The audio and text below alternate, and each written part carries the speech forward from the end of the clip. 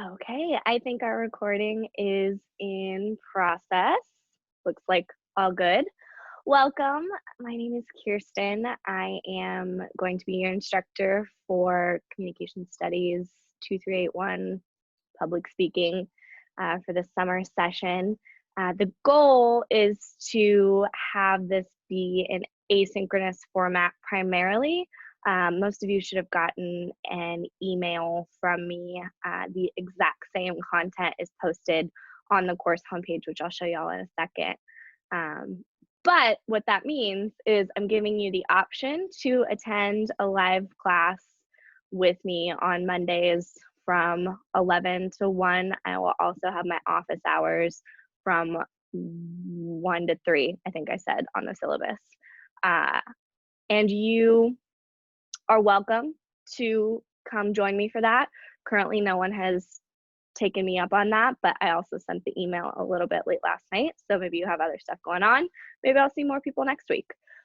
You have the option to attend these lectures or office hours to give your speeches if you would like. You do not have to. You are able to record your speeches online as well and send those to me in a YouTube link, with the exception of one speech that the department has stated needs to be delivered live. So primarily you'll be working at your own pace.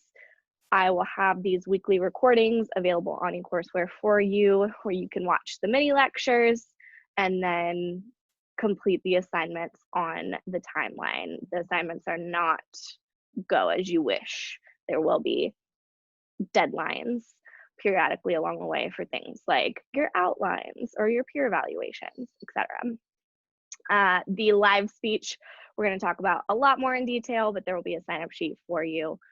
And like I said, I will go into extreme detail on that for you. So none of you are physically present for me right now, which makes it a little bit difficult to teach. Like I said in the email, this is my first time in the 5 years that I've been teaching this class that I've taught entirely online. So it's a little funny to be speaking only to myself and my very annoyed cat in my apartment. But we're going to see how it goes. We're going to learn together.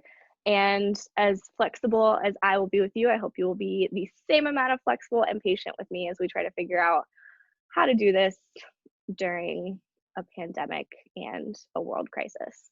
So here we go. The first thing that I want to talk about today is just kind of what's going on eCourseware, what I've got set up for you online right now. You'll see that I don't have everything posted. I don't want to overwhelm you, but I am going to start updating week 2, week 3, week 4, give you a little bit of time, especially if you have other pressing things that you need to get done. So you need to crank out some of this work early. I do want to give you that option. But right now it's just week 1 and the syllabus kind of information. So we're going to go over all of that. Then I'm going to stop the recording so that we're not doing like big chunks of recordings. And then I will start another recording, do a quick little chapter 1 introduction, stop recording, chapter 3 introduction, stop recording, chapter 6 introduction. So you should have several shorter videos that you can watch at your own pace as you're ready to go without having to be like, where was I in this like hour and a half long lecture? I just wanted to talk about chapter 6, that's where I have my question, or the introduction speech, or whatever else.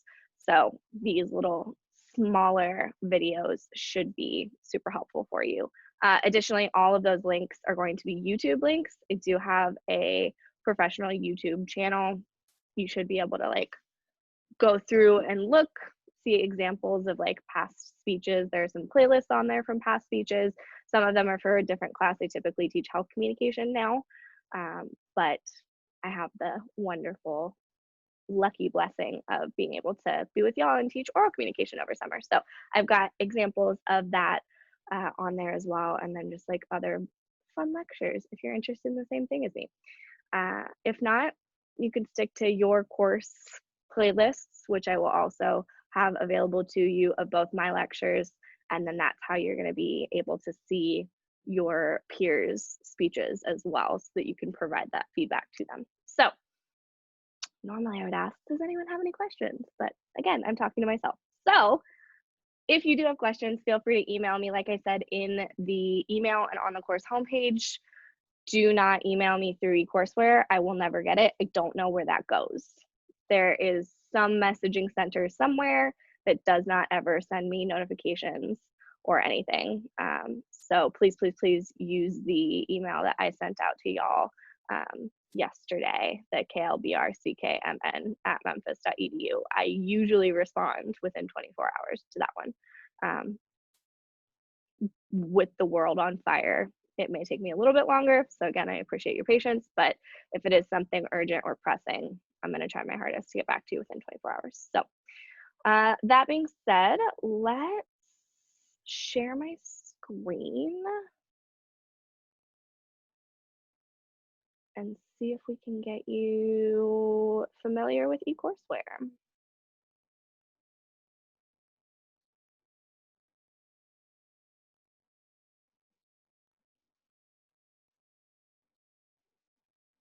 Okay, cool. You should be able to see this now.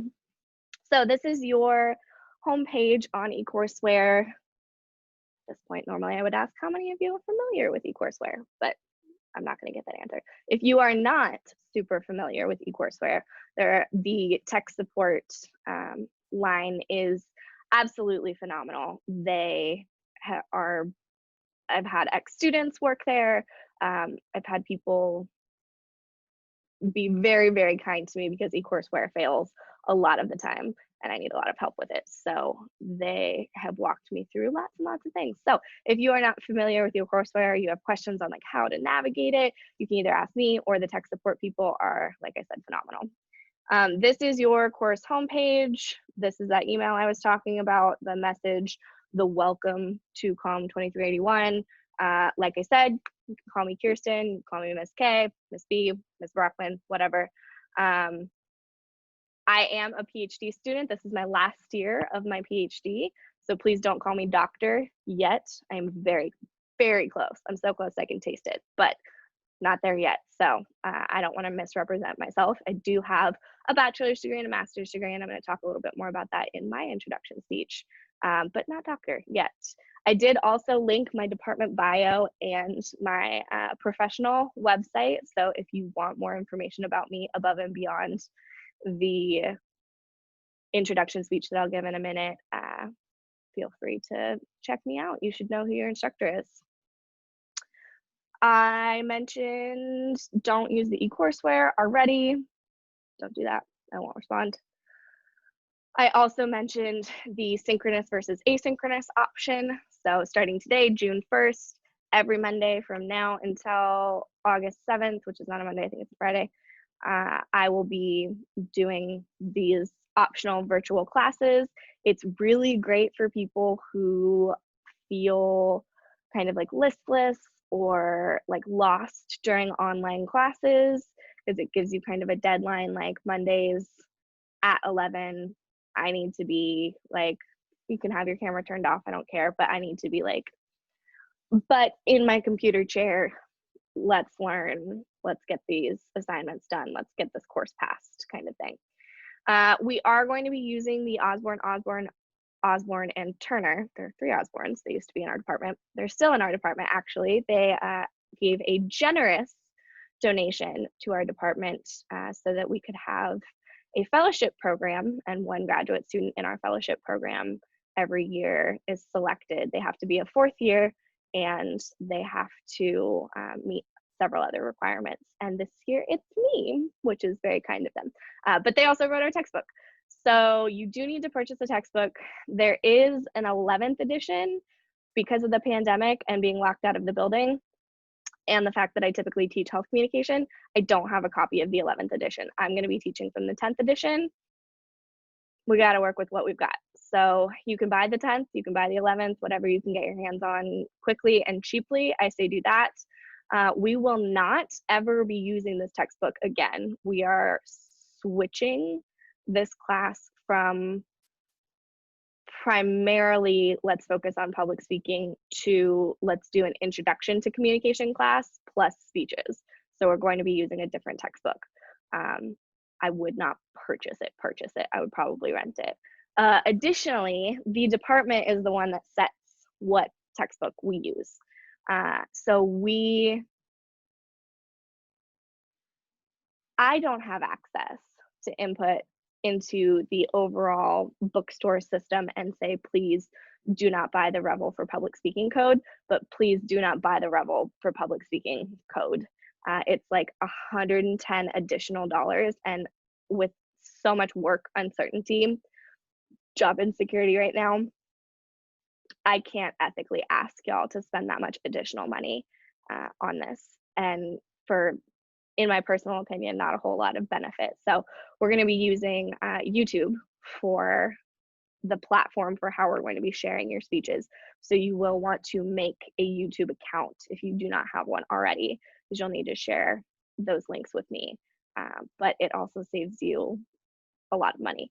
So that's our plan. Other courses in this department may still require that you purchase Revel. So if you're thinking about switching, that's also something to consider.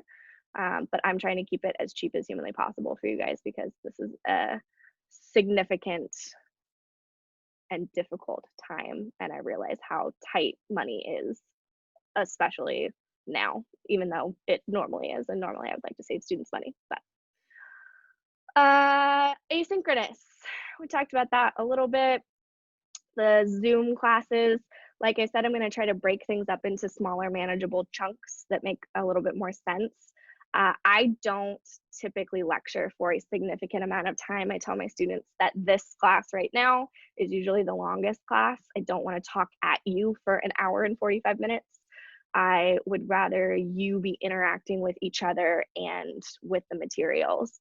That being said, it's a little bit more difficult online. I can't just ask like, okay, break into groups and discuss what topics you guys are interested in participating in and speaking on. So we're going to find workarounds and ways around it, but primarily I will keep the materials that you are interacting with where I'm just talking much smaller. And I'm always welcome to any questions. If there is a concept or a topic that you need more information on, feel free to shoot me an email. We can set up a Zoom meeting or something, and I'm happy to talk more on that. But we're going to try to keep it smaller for you. Everything now sucks in the world. If I didn't bring that up, I would be remiss. So I get how hard it is for all of you. I am going to be as flexible as humanly possible. Doesn't mean I'm going to gift you grades.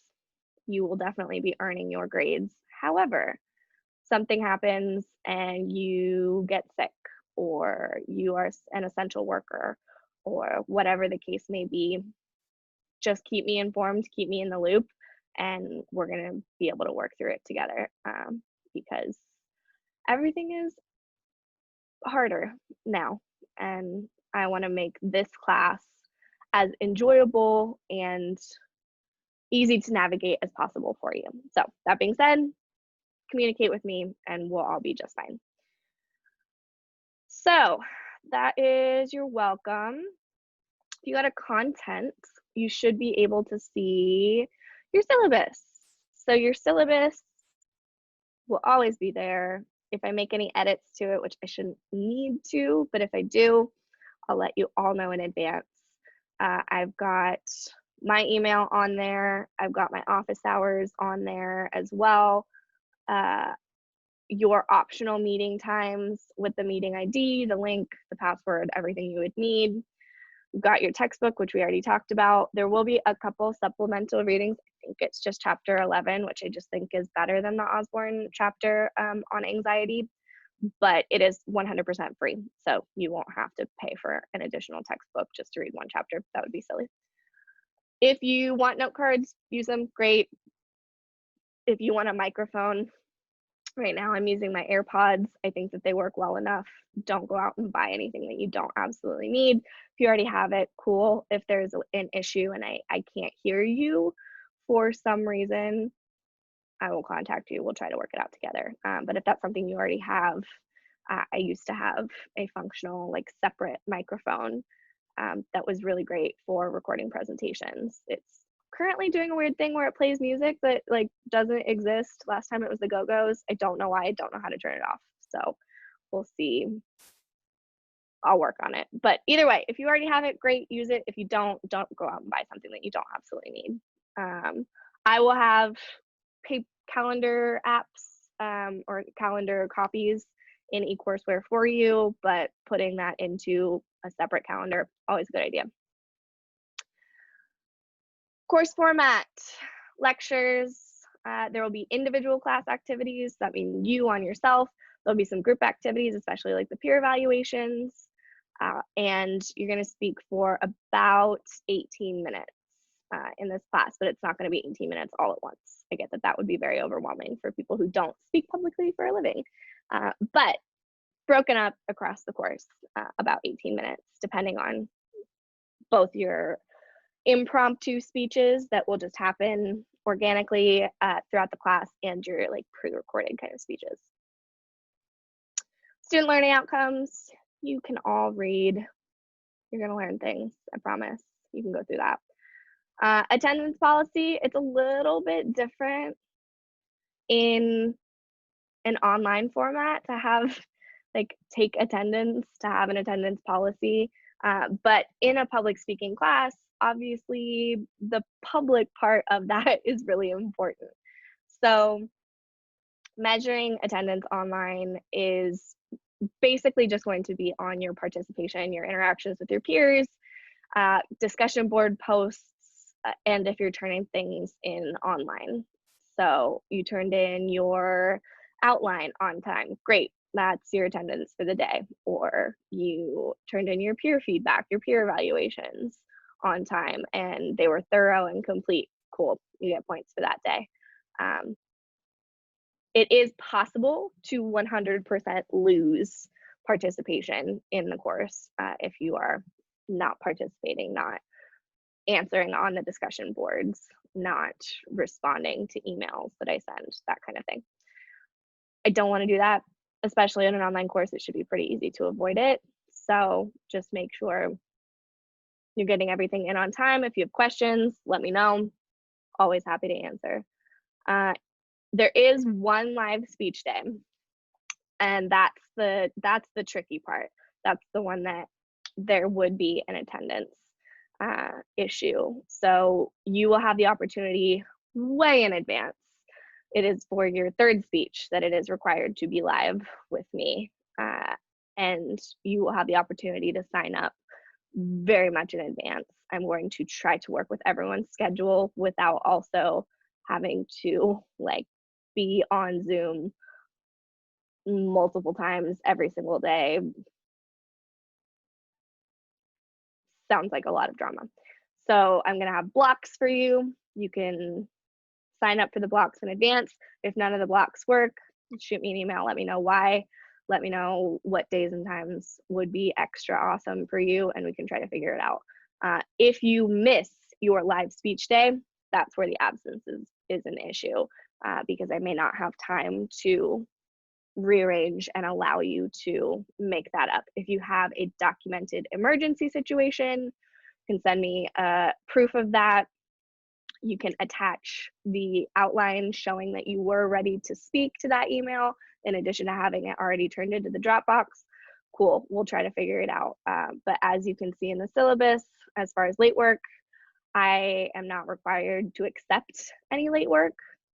I'm gonna try to work with you as much as possible, but unexcused late work can be a really big time suck, both for you and for me. So it just depends on the situation. Like I said previously, communicate with me and I'm going to be as flexible as possible. There may be up to a 25% deduction on that, depending on the situation though.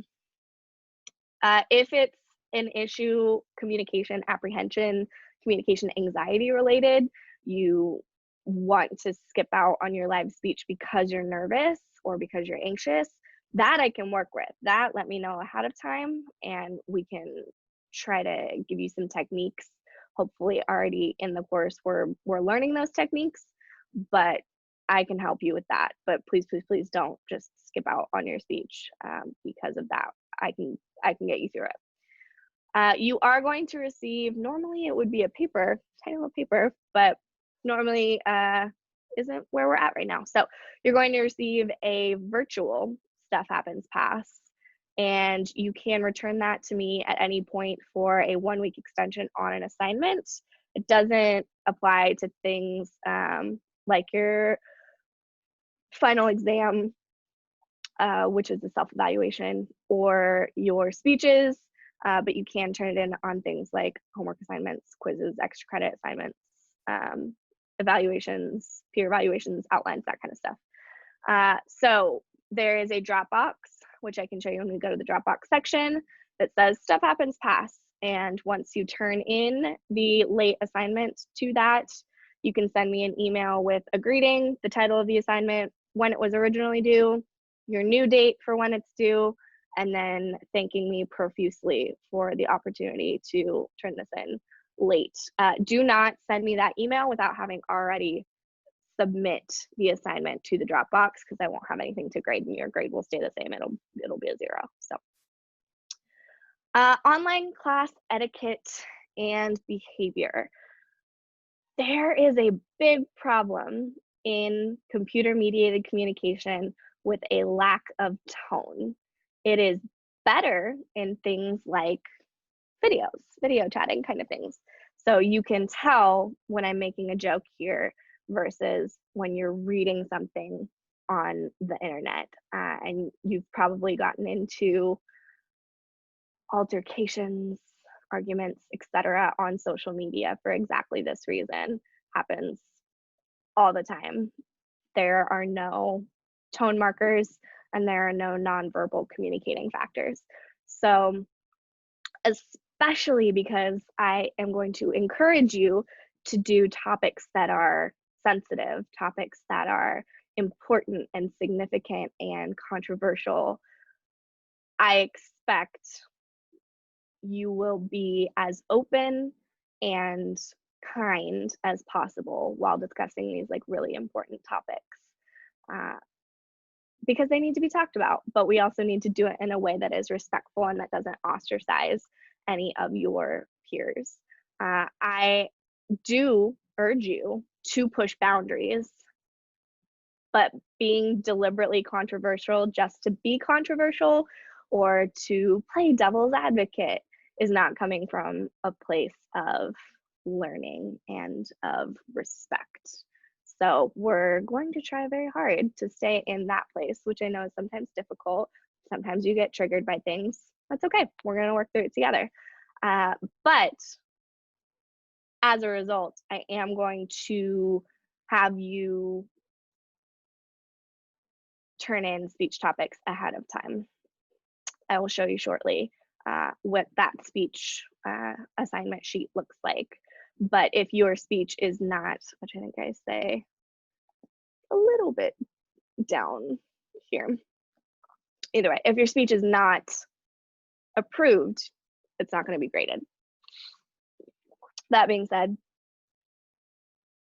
I think the only speech I've ever said no to was one celebrating Hitler.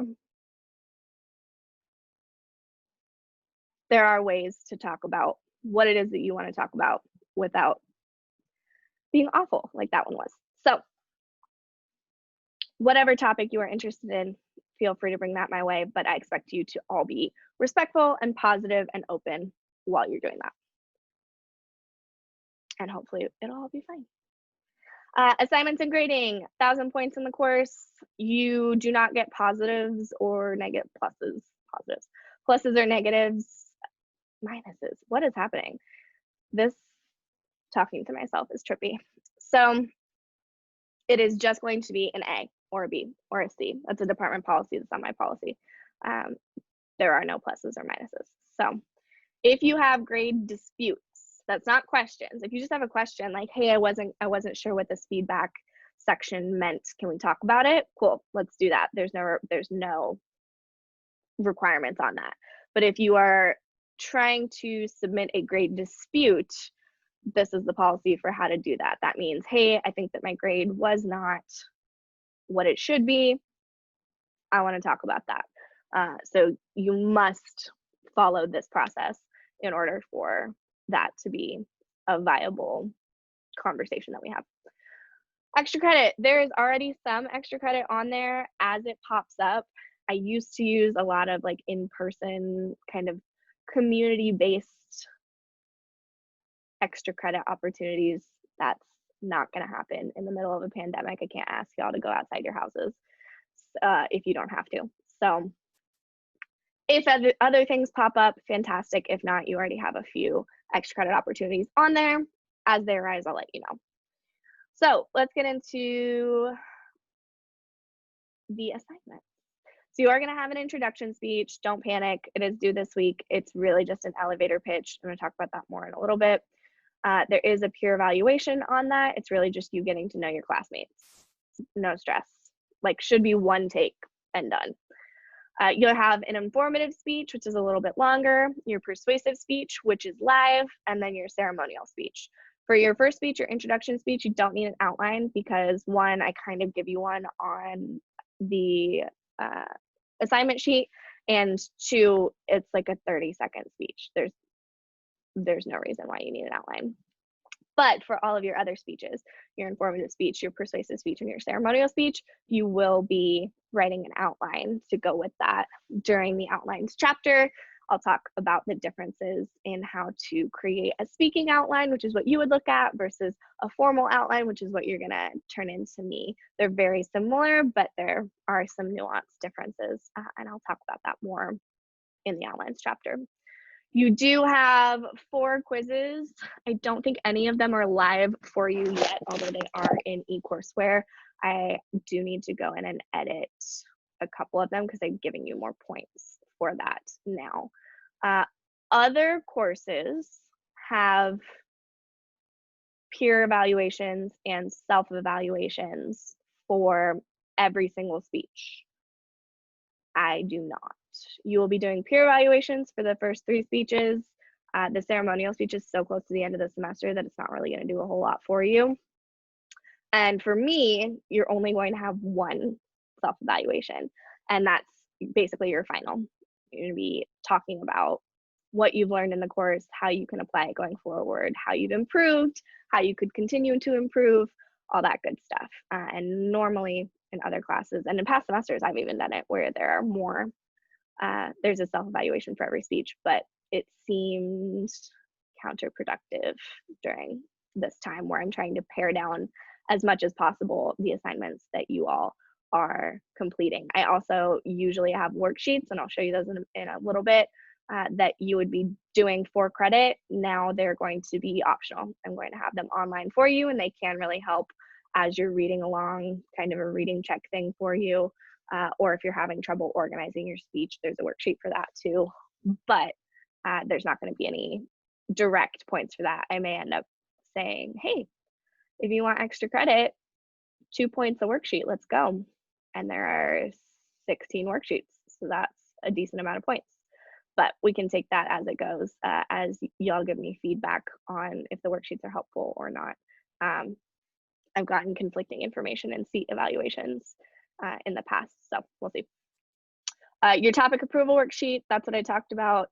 Approving the topics, it is points, so you do need to get that done. It's extra incentive, if nothing else, then because you cannot deliver your speeches if you don't have that. And then you've got 5 discussion posts, and those are just going to be chapter related, and that's different from your peer evaluation discussion posts.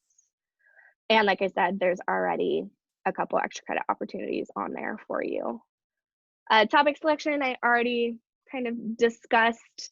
What I didn't say was that it is suggested that you have an overarching topic that kind of ties all of your speeches together.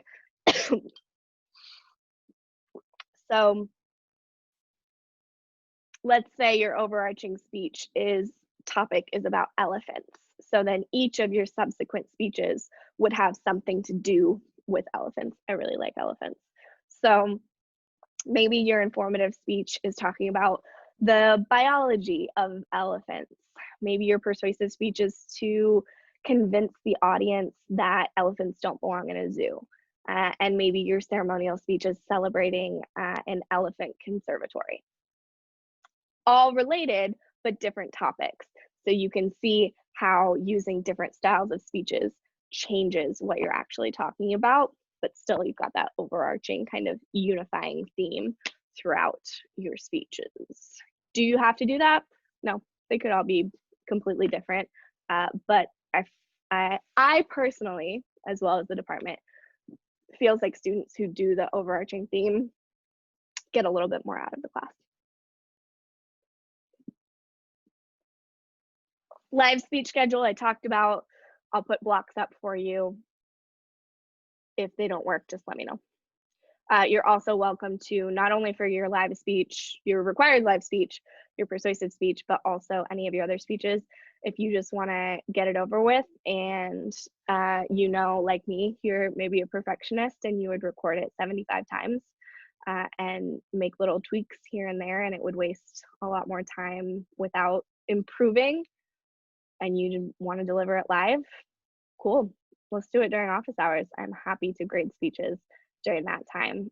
Please do send me an email, let me know that that's your plan.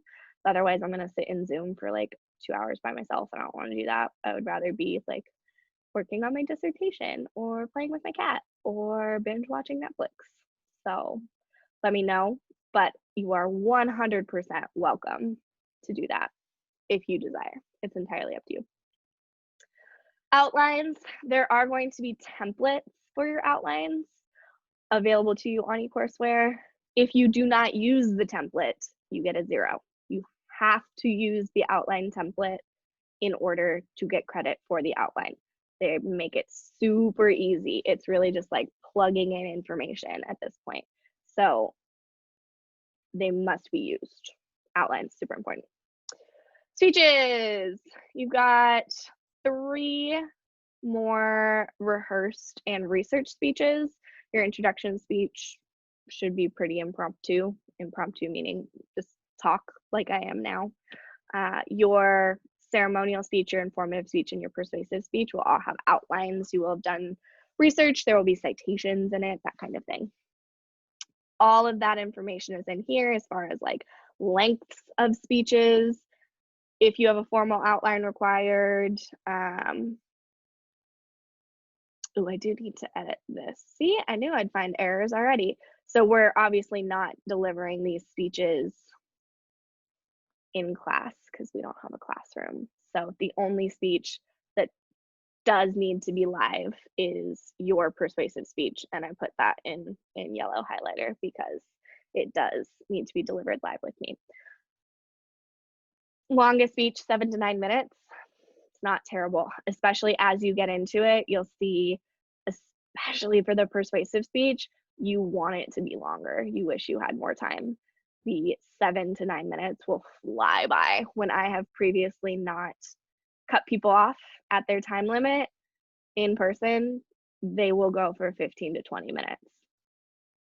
It's not going to be difficult for you to get to 7 minutes, I promise. Thinking ahead, I am going to cut you off at the upper limit. So usually I will give you a little bit of buffer room, like 15 to 20 seconds. So if it's 9 minutes and 20 seconds, cool. You still hit the time minimum maximum. So if it's 6 minutes and 45 seconds or 6 minutes and 40 seconds, you still hit the time minimum maximum. But I am going to stop listening at the upper limit because I can't have 25 students give 20-minute speeches and still, function as a human being. So I am going to stop listening at the upper limit. Oops. So that is something to consider. Academic dishonesty, don't cheat. I normally say you are adults. and you don't need me to read this to you, except for I've gotten a lot of plagiarism lately.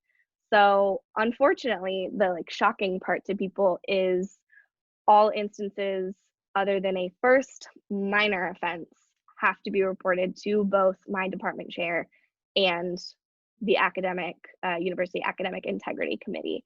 And I don't want to do that. I have to. So please, please, please do not cheat, especially with this class where a lot of these speeches and assignments are pretty standard across speech classes, which is a little bit different than my health communication class where I've created all of the activities and assignments myself. It's pretty easy to want to just go online and find a speech and give that as your own or use a roommate's speech. But it's also important to remember, one, it's online, everything's online, so the plagiarism checkers pick up things pretty easily. Additionally, our department is very tight-knit and we are all decently good friends and talk about our students. So I've definitely come in bragging, gushing about this incredible speech on Malcolm X that I got, and someone else is like, wait, I got an incredible speech on Malcolm X, and put the pieces together that way. I don't want that. I don't want you to feel like you have to do that. I hope that my setup of the course makes it easy enough for you to do your own work. If you are feeling the pressure to go get a speech online, I would much rather you send me an email and say, hey, I'm overwhelmed and I need an extension, or I'm confused and I don't understand how to do this, so that I can help you through that rather than risking your academic career. That's not a good place to be in. So don't do it. Don't cheat, please. It makes it super messy and it's so much work for me and you. So, hello. Oh, there we go. Students with disabilities. I haven't gotten anything from DRS yet. That's not surprising at all. I actually may call them today just to double check. If you have accommodations that you need to share with me, please just shoot me an email and say, hey, I have DRS accommodations, and that's something I can call them and talk to them about. Last summer, I didn't get any accommodations until it was a one session class. So it was just like 5 weeks, and I didn't get any accommodations until week 3, and it was a huge problem. So I don't have as much faith in that office's ability to communicate with instructors, but I do want to work with you. So if you do have accommodations, please just let me know as soon as possible, and I'm happy to do whatever you need and whatever is required. The CWC, I think, is still open. I honestly don't know.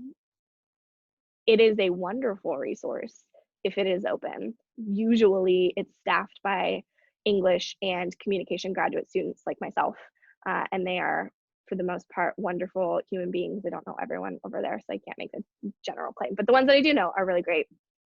And they're really helpful at practicing speeches and helping you record speeches and whatnot, especially if you don't have camera capabilities. You did sign up for an online class, so I'm assuming that you do all have camera capabilities. If you don't, let me know ASAP, and we can try to figure out if the CWC is open. They're really great at looking at outlines too, that kind of stuff. Very, very helpful as a resource. If for some reason something happens with me, something I did rubs you the wrong way, I'm pretty approachable, I think. I did win the Meritorious Teaching Award last year, which means out of all of the graduate instructors on campus, me and one other person were like the best. Yay, go me.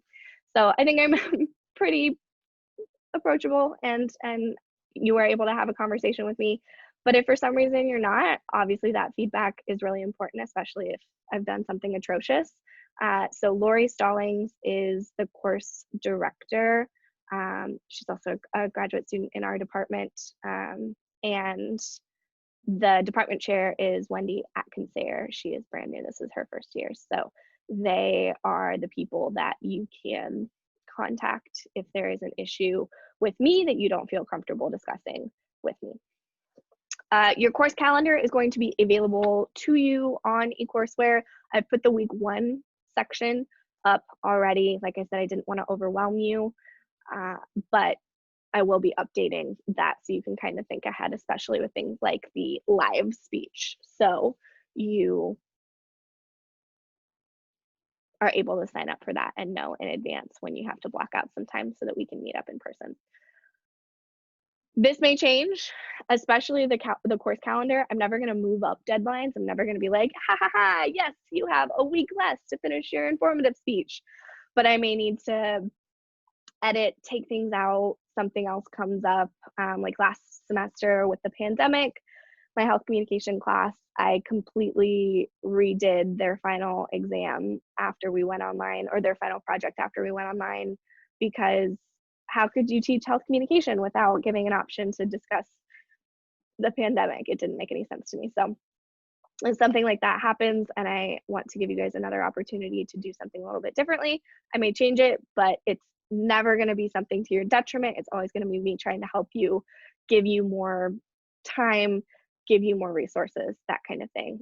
And please don't hesitate to contact me for any reason. Yes, I am an incredibly busy human being, but it's also my job to be there for you, and I honestly enjoy it. I do. So please don't hesitate to reach out if for some reason anything is unclear, or you've got questions, or you just want to talk it out. It's super helpful sometimes to just say like, hey, this is what I was thinking. What do you think? Let's go. Are we on the same page? I'm happy to set up times to do that if my office hours don't work for you. So shoot me an email, we can work it out. Normally, I would say, hey, do you guys have any questions now? But again, I'm talking to myself. So that's the syllabus. Let's go to content and see week 1. So I've got your week 1 module here. I've got your week 1 schedule here. You should, they will all look like this.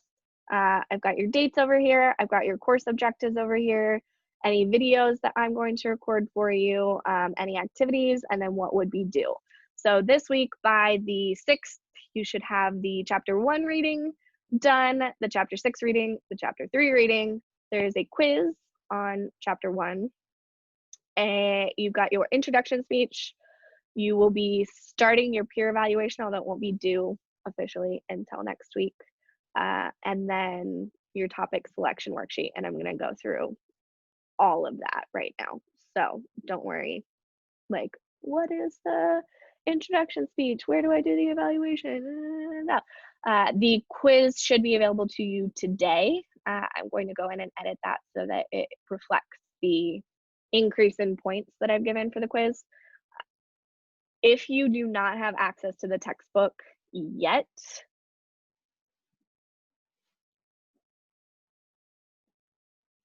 I think I do. I think I have mine here. I may just have my notes, but otherwise, graduate students have their ways of getting their hands on textbooks. So I can send you photographs of the first couple chapters readings if that's necessary. I can't do it for the whole textbook because that's a lot of time and effort to photograph the entire textbook. But if you ordered your textbook online or whatever and it hasn't come yet, or it won't come by the 6th, you won't be able to read those chapters, shoot me an email, let me know, hey, it's not going to be here and I need help with access. I know that the library has 2 copies on hold. I also can't really ethically ask you to go to campus. I also don't even really know if the library is open at this point. So, and some of you wouldn't be able to anyway. So yeah, just let me know if for some reason you don't have access to those. I don't want you to get super bogged down with playing catch up and make up. Like next week, you're going to have readings too. We have a little bit longer than the normal sessions. We are going until August 7th, so I get to space things out a little bit more, but I don't want you to have to play catch up. So as much of the readings as you can do on time is awesome. There will be periodic checks for not every chapter, but things like the chapter 1 quiz where there is an actual due date. So things like the chapter 6 or the chapter 3 where there's not a quiz could potentially be done later, but this is the suggested timeline that I've got for you. So that's going to be available for you for each week. Looking at this, I've got the PowerPoint presentation that I'm going to speak from in your other shorter video. I've also got your worksheets on here, and that's what I was talking about earlier, where they used to be 4 points, and they can be really helpful for you making those connections while you're reading, but you do not have to complete these. I will likely offer extra credit if you want to. What I will say is that these worksheets are a good place to pull quiz questions from. So things like your personal tendencies towards ethnocentrism or stereotyping might be a chapter 1 quiz question. So always a good thing to look through, but not 100% required. So I've got your chapter 1 worksheet in there. I've got your chapter 6 worksheet in there. The chapter 6 worksheet is super helpful at helping you decide what topic you want to talk about. In the chapter 6 mini lecture, I'll go over this and talk about mind mapping and all of that good stuff. This is not the updated version. So I'm going to show you right now the updated version of the topic approval, because that looks like the chapter 6 worksheet that has a different speech on it as well. And you guys only have 3 right now. But down here, I've got your topic selection worksheet. So I'll go in and edit that as well. Sometimes copying materials from previous courses is super helpful, and sometimes it bites you in the booty. So this is the one that I would like you to use. It's super quick. You're just going to give me your topic. I've got your general and specific purpose already listed for you on there. So you get to just like copy paste that information into your outline, because a lot of this information also belongs in your outline. So it's not like you're going to be doing like double the work. This is just so that I know that you've put thought into your topic and you're thinking about things like your thesis statement, which should be the whole driving force of your speech, or why you care about the topic, or why the audience is going to care about the topic. We have an audience reactions and listening chapter that we'll talk about more shortly, but you can't just give speeches that only you are passionate about. That's not the point of this class. So thinking about it from not only your perspective, but also the perspective of the audience members is super important. So that is 50 points. So easy for 50 points, right? So this will be submit this week. So you'll go in and give me a topic, things like informative speech topic. We said the biology of elephants. So I would write in biology of elephants here, your general purpose to inform, your specific purpose to inform the audience about the biology of elephants. Super simple, right? Your thesis statement, we'll talk about a little bit more on how to craft those in the chapter 3 mini lecture. And then things like, why do you care about this topic? Well, I want to be a zoologist, or I just have a weird passion for elephants. They're majestic creatures. That's fine. I don't care why you care about it. I just want to know that you care about it. And then why the audience should care. So how can I think about who my audience is and why they would care about elephants? Same thing for persuasive speech. Same thing for ceremonial speech. So you can pick your general purpose to actuate or to convince, to celebrate, honor, award. Each one will be a little bit different.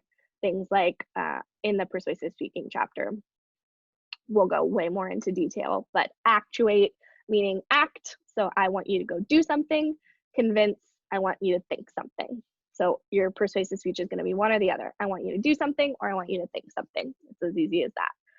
So you have to pick, but it's entirely up to you which one. In ceremonial speech, you can create an award, you can celebrate a person or an accomplishment, you can honor someone, something, an organization, doesn't matter, but it will be one of those categories. So if you've got questions on the topic approval sheet that is due on Friday, because I want to see what your ideas are, where you're going with your topics, please let me know. But I think it's pretty self-explanatory. Additionally, with the Chapter 6 worksheet, that can be a really good place to start on, I don't know what to talk about, let's figure it out. And I'll go more into detail on the other mini lecture there. And then you've got your introduction speech assignment sheet, and then your introduction speech link. So the link is just going to be you putting your YouTube link into a Word document, uploading that Word document to the Dropbox so that I can create a playlist that's got everybody's introduction speeches on it. If you want to watch all of them, rad. I'm going to, obviously, but you don't have to. You only have to watch the people in your group. I did have a problem with this on eCourseware last semester. I think I fixed it, but I also don't know because I can't see eCourseware from your perspective. So if for some reason you can't see who your group members are, I can go in and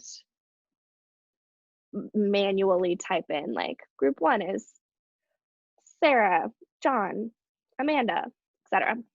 Group 2 is I don't want to have to do that if it already does it for you. But if you can't see it, just the first person that realizes that in the peer evaluation section, shoot me an email and I can go in and edit that, because right now I think it's okay, but I don't know. We're learning together on that. So you'll submit your link there. Your assignment sheet is there. I will click on that shortly, but I do want to show you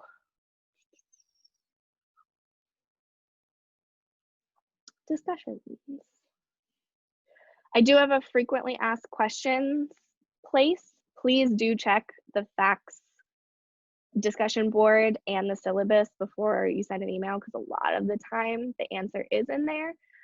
But if for some reason you can't find it or it's not listed on the facts, don't hesitate to reach out. But things like, when are your office hours?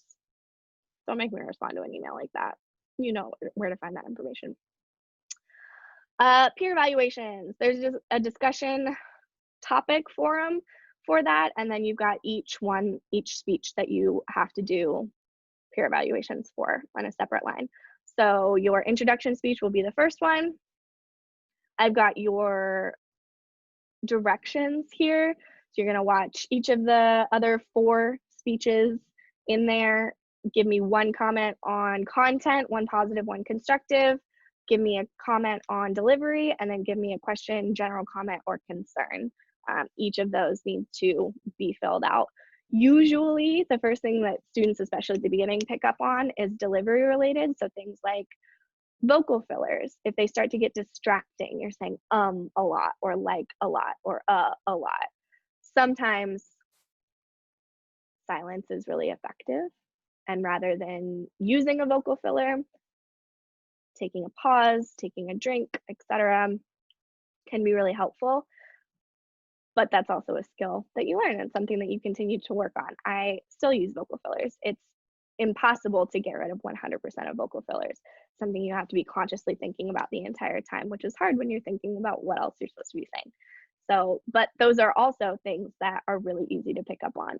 Or I had a weird self-soothing habit when I first started in my own public speaking class many moons ago, where I would pet my hair. I had very long hair at that point, and I would, like, even though I pulled it back, it would be in a ponytail, and I would be awkwardly petting my hair like it was a cat on my shoulder or something.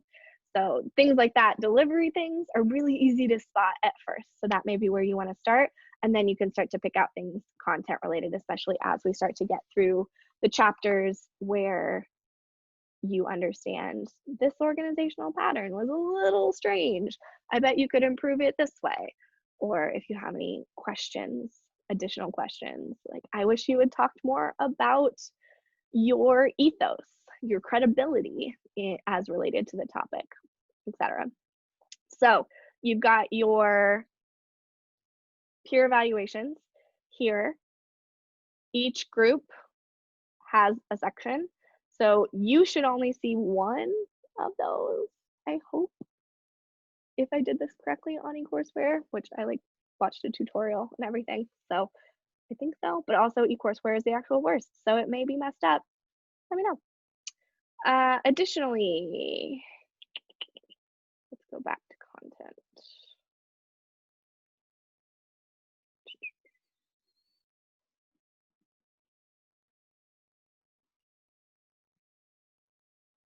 Okay.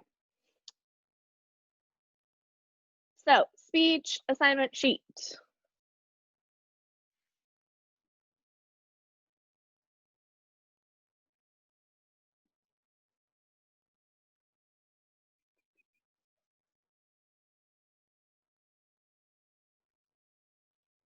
I have another human. Welcome. Okay. Hi. So I am in the middle of recording, so I'm going to keep doing that. But welcome, sir. Hi. I am talking about your introduction speech. It's nice to have a physical human person that is listening rather than me talking to myself during a pandemic alone in my apartment. So I was getting ready to talk about the elevator pitch, which is your first speech. This is being recorded, by the way. And essentially, it's just going to be a 30 seconds, don't go longer than 3 minutes kind of speech about you. It shouldn't be something where you're doing multiple takes, where you're spending a lot of time outlining oh, I want to say this and I want to say that. It should be something off the top of your head. Normally in class, I would be like, what is an elevator pitch? Someone else would explain it, but essentially they originated in things like conference events, business job fair type of things, where you get into an elevator with somebody who has some kind of power in an organization, etc., that you are interested in participating in, getting a job in, whatever else, and you have the length of the elevator ride to pitch yourself to this person. That's all I'm asking you guys to do. So you're going to give me your name, major, any career goals. Sometimes you don't have career goals yet. That's okay too. You can say that. If you're currently employed, I always like to know where, why, how, if you like it. If you're looking for a job, I usually know somebody. So you can say that in there too. Shameless plug, your peers also may know somebody. So I've had a lot of students get jobs that way. Why oral communication? Please, please, please do not just say it was a requirement. That makes me crazy. What are you hoping to get from communication? Any questions, comments, concerns you have about the course or the world in general? The world is on fire. So I'm happy to chat with y'all about that as well. And then something fun, something to help me remember who you are. It's always better if the instructor knows something about you. It's easier for us to connect with you. So giving me that information, giving your classmates that information is super helpful. So like I said, 30 seconds to 3 minutes. Don't go over 3 minutes. Don't record it 17 times. Just speak at me. And I'm going to give you guys an example right now of what I'm expecting. Impromptu, remember I said earlier, that means just off the top of your head. So that's what I'm expecting for this first easy cake 50-point speech. So you've got, let's see.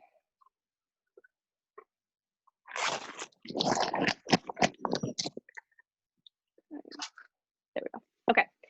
So my name, Kirsten Brockman. You can call me Kirsten, like I said previously in this video. You can call me Ms. Brockman, whatever works for you. We don't really have majors in grad school. I do study health communication specifically, and my area of concentration is sexual and reproductive health communication. So I'm working on my dissertation on sexual education, a better way to teach it, especially in the Mid-South. I have career goals of being a professor. I am currently applying for professor jobs elsewhere because I am in my 4th year of my doctorate. I got my master's at California State University, Sacramento, where I grew up in California. I also got my bachelor's there. So I have a bachelor's degree in communication, master's degree in communication, and I have a couple minors in business and marketing. I used to run a marketing department in California for a massive psychiatric association. But now my career goal is to be a professor. I love health communication. I got really, really sick when I was 24 and almost died. And I want to help make the health communication and healthcare system better, which is pretty topical during this pandemic. Why oral communication? I actually love oral communication. I know a lot of people think public speaking, this is the worst. I don't want to take this class. There are ways to engage with public speaking and to apply it to real world scenarios that I think will be really useful for you. And I love being able to facilitate that for students. Questions, comments, concerns about the world right now? The world is on fire. I have lots of concerns and lots of questions, and I'm looking forward to having discussions with all of you about that. Fun facts about me, I've been vegan for 5 years this year. I also grew up in California. I grew up all over the United States because I'm an Air Force brat, but primarily in California, and I am looking to get a job back in California to hopefully be a big fancy professor. So that was not 3 minutes. It was also a little longer than 30 seconds, but I also like to give you guys a little more information about me so you know who your instructor is. But that was just super easy. Flow wasn't perfect, completely impromptu off the top of my head. Send me that recording. Hey, should be super easy for y'all. So that's what I'm expecting there. I think, let's go back to our course week 1 schedule, because I think that that's where I'm at. I think we're done. Week 1. Yep, so I talked about the syllabus, I talked about the schedule, I showed you the introduction speech areas, the peer evaluation areas, the topic evaluation or the topic selection worksheet. So I'm going to record shortly after I stop this, your mini lectures for chapter 1, chapter 3, whatnot. I do want to show you before I get off the helpful resources area. You are going to be using APA format. So I've got your APA citation guide here. I've got your missing information if for some reason one of your sources doesn't have information, so you've got that available. Source credibility charts, searching Google Hacks infographics. So if you're like, how do I even do research? It's a great place to start.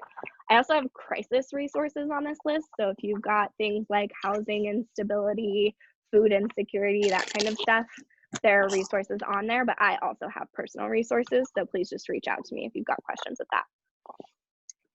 Hopefully these resources are helpful. If you need resources that aren't available on there, shoot me an email, let me know. But I think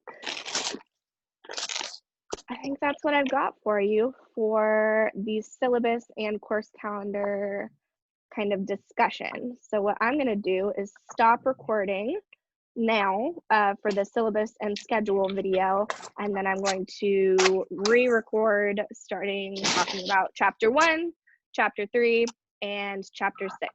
So if you have any questions, shoot me an email. I'm looking very forward to getting to know all of you in your personal introduction speeches, and I hope that you have a wonderful day. So I'm going to stop recording.